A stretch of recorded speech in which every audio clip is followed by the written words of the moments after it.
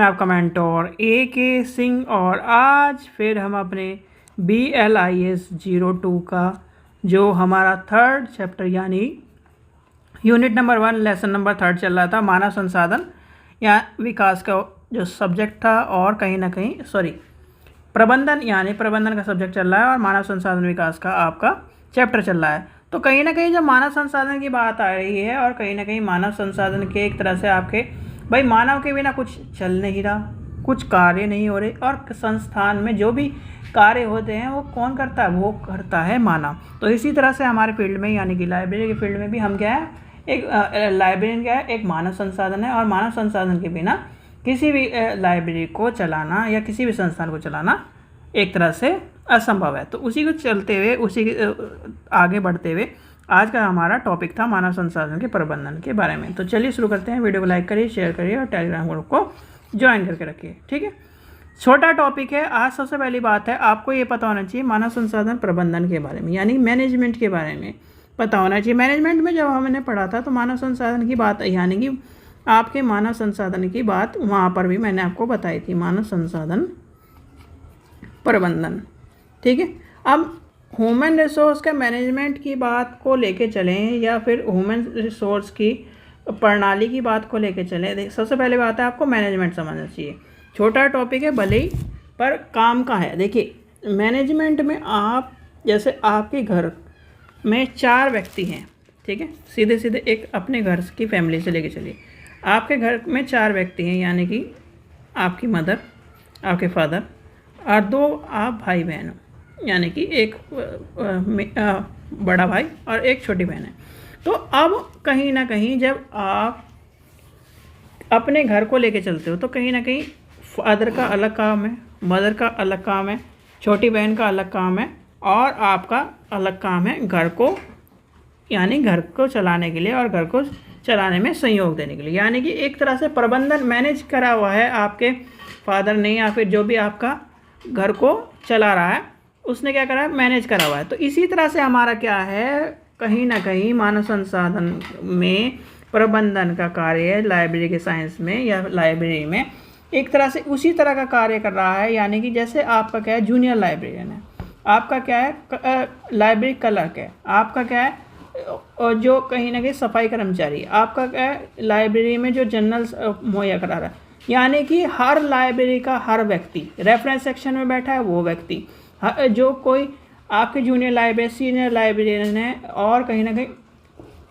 Library committee है। तो कहीं ना कहीं इन सब में पहली बात आती है मैनेजमेंट की। भाई सब पहले मैनेजमेंट हो गया, और फिर आता है कम्युनिकेशन। भाई कम्युनिकेशन यानी कि संचार भी इनके बीच में सही होना चाहिए किसी भी लाइब्रेरी को चलाने के लिए।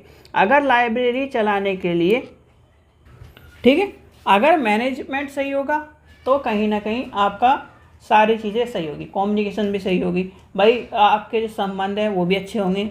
यानी कि सबसे पहली बात आती है मैनेजमेंट की। घर में से लेके चलो, घर का मैनेजमेंट, आप कहीं संस्थान में काम कर रहे हैं वहाँ का मैनेजमेंट सेम सही है। अगर वहाँ पर क्या है अच्छा मैनेजमेंट होगा, घर का मैनेजमेंट अच्छा होगा, तो कहीं ना कहीं संचार की यानी आपके कम्युनिकेशन भी, भाई तालमेल भी अच्छे होंगे। आप क्या कर फ्रेंडली नेचर के होंगे, भाई अच्छा है आज क्या है मेरे साथ ये हुआ, यानी कि आप एक दूसरे से अपने संवाद को भी व्यक्त कर पाओगे। और कहीं ना कहीं मान के चलिए आप एक संस्थान में काम कर रहे हैं, 12 व्यक्ति हैं मान के चलिए, या 10 व्यक्ति हैं, और 10 के 10 में कहीं ना कहीं कम्युनिकेशन सही नहीं है या फिर एक तरह से संचार सही नहीं चल रहा, तो क्या आप काम कर पाओगे? तो कहीं ना कहीं मैनेजमेंट को प्रभावित करने के लिए यानी कि मानव संसाधन में मैनेजमेंट सबसे इम्पोर्टेंट है, और फिर उसके बाद मैनेजमेंट के अंदर ही आपका कम्युनिकेशन यानी कि आपका संचार इम्पोर्टेंट है। ठीक है, तो कहीं ना कहीं मानव संसाधन प्रबंधन की सफलता का एक तरह से अच्छा उदाहरण यही है कि आपके जो कर्मचारी हैं या जो कर्मचारी हैं यानी मानव संसाधन हैं वो क्या है, सुव्यवस्थित हो, योग्य हो, और कहीं ना कहीं उसका जो कर्मचारी का जो चयन हो रहा है वो उसके एलिजिबिलिटी यानी कि उसकी योग्यता के आधार पर हो, वैज्ञानिक ढंग से होना चाहिए।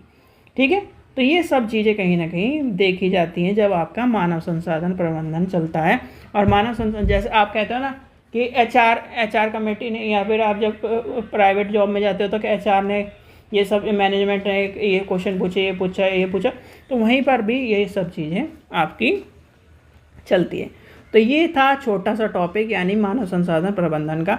और मानव संसाधन प्रबंधन के बाद आता है आपका मानव संसाधन विकास प्रणाली। यानी मानव संसाधन विकास प्रणाली आपको प्रणाली के बारे में, और फिर इसके बाद बचता है मानव संसाधन विकास और भारतीय पुस्तकालय एवं सूचना केंद्र। ठीक है, ये दोनों टॉपिक एक साथ मैं करा दूंगा, यानी कि छोटे छोटे टॉपिक, यानी कि इसका जो मानव संसाधन विकास था और मानव संसाधन प्रबंधन था, ये आपका टॉपिक एक तरह से समझने वाला टॉपिक है। इसलिए मैं थोड़ा सा इसे लेके चल रहा हूँ धीरे धीरे। ये वाला टॉपिक अगर आप समझ गए, यानी 3-4 टॉपिक इस तरह के हैं इसमें, अगर आप समझ गए, अगर आप मान के चलिए आपके पास बजट है, ठीक है, मेरी बात सुनिए, आपके पास बजट है और दूसरे आपके पास बिलीव है, या फिर आपको ये सब चीज़ें समझ में आ गई, तो भाई आप अपना खुद की लाइब्रेरी खोल के बैठ सकते हो। ठीक है, किस तरह से उसकी परमिशन लेनी, किस तरह से आपको लाइब्रेरी की जगह चाहिए, क्या चाहिए, ये सब चीज़ें आपको समझ में आ जाएंगी। ठीक है बच्चों, चलिए, आशा करता हूँ आपको वीडियो पसंद आई। वीडियो पसंद आई तो लाइक करें, चैनल को सब्सक्राइब करें, वीडियो को ज़्यादा से शेयर करें। Thank you.